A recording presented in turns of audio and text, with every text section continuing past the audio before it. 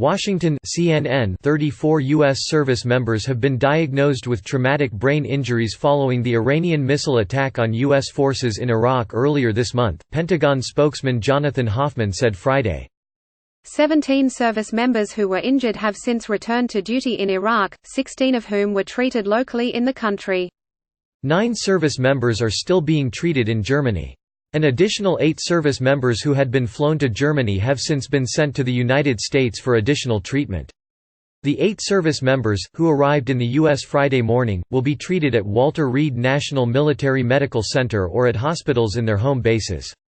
Although traumatic brain injuries are not always apparent immediately after they've been suffered, the disclosure of injured U.S. service members indicates that the impact of the attack was more serious than initial assessments indicated. Hundreds of thousands protest U.S. troop presence in Iraq. The Pentagon and President Donald Trump had initially said no service members were injured or killed in the January 8 Iranian missile attack, which was retaliation for the January 2 U.S. drone strike that killed a top Iranian general. Read more. Close dialogue. Sign up for CNN's Meanwhile in America, a daily analysis of U.S. politics for global readers. Sign me up. No thanks. By subscribing, you agree to our privacy policy. Close dialogue. Hoffman said Friday that the Defense Department will review its processes for tracking and reporting injuries suffered by service members. The goal is to be as transparent, accurate and to provide the American people and our service members with the best information about the tremendous sacrifices our war fighters make, Hoffman told reporters Friday.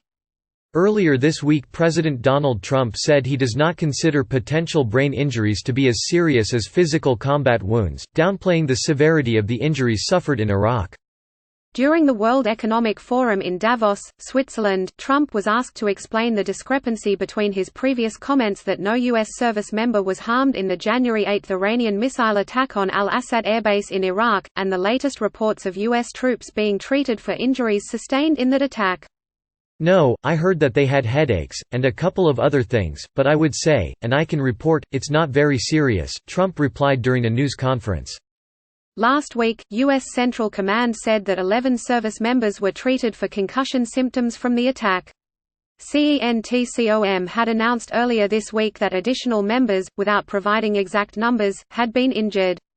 The most common form of TBIs in the military are mild TBIs, according to the Defense and Veterans Brain Injury Center. Traumatic brain injuries are not always apparent immediately after they've been suffered.